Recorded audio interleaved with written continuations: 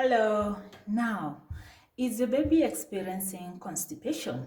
Do you know someone whose baby is suffering or constipation has been a nightmare? I want us to have a look at the causes of constipation among babies or infants or even children or toddlers. There are various causes of constipation among babies, but in our today's lesson, I want us to have a look at 5 key factors or causes of constipation among children. But I want you to have in mind that children are different, and what could cause constipation in one child may not cause constipation in the other child. However, these are the general causes or factors that results to constipation among children.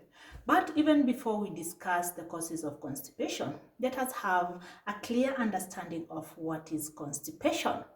Constipation occurs when your baby has got difficulty passing stool, or the stool is very hard, and at times it can form small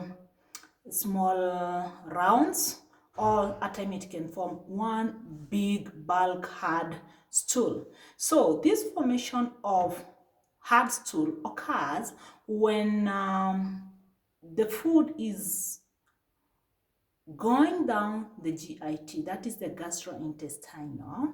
When it gets to the colon, the large intestine, there is reabsorption of water. And as this food is forming stool, or as this food waste is forming stool, the colon continues reabsorbing water from the matter. Now, during this formation of stool, there's still contraction of the muscles, and during this contraction of the muscles, that's when the stool is pushed to the rectum so that it can be released from the body.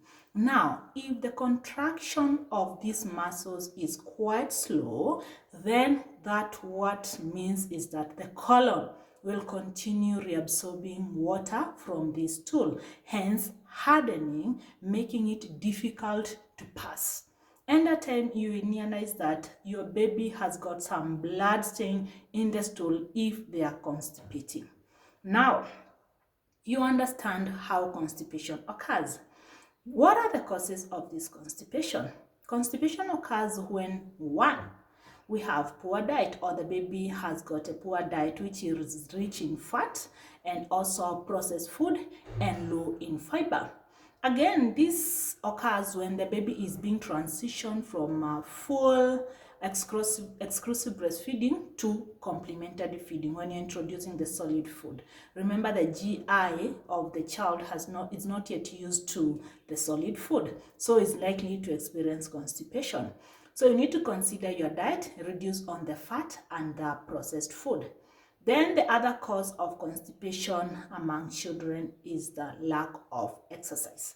When the child spends so much time watching, playing video games, they are less active, and therefore the mobility or the movement of that stool is reduced. Hence, the contraction of the muscles is slow, so the colon keeps on reabsorbing water, and it will get to a time when the colon will not detect that there is stool, and it will continue reabsorbing water. Then cause number 3 of constipation in babies, it is stress, emotional disturbances.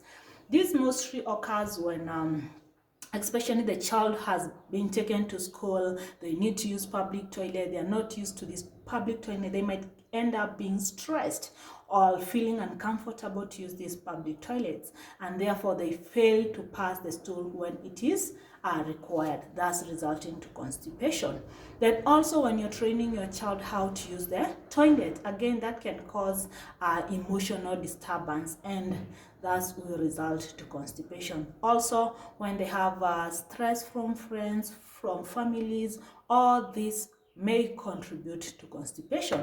And then we also have the busy child who is always busy doing his own stuff, and they forget that they're supposed to respond to the call of nature to go to the washroom. And therefore, if the stool takes longer in the large intestine or before it is passed, again, the water will continue being reabsorbed, and this will harden the stool. Then we also have the underlying physical factors, and mostly these will be recognized or they'll be diagnosed by your general physician.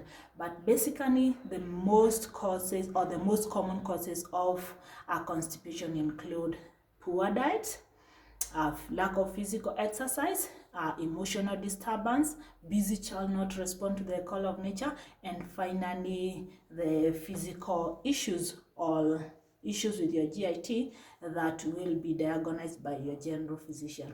Now you know the causes of constipation. In our next video, we'll have a look at how to address constipation in children or in babies. I want to end at that point and truly thank you for watching this video, and if you have not yet subscribed, please subscribe so that we continue learning nutrition basics. Kwaheri, enjoy your weekend.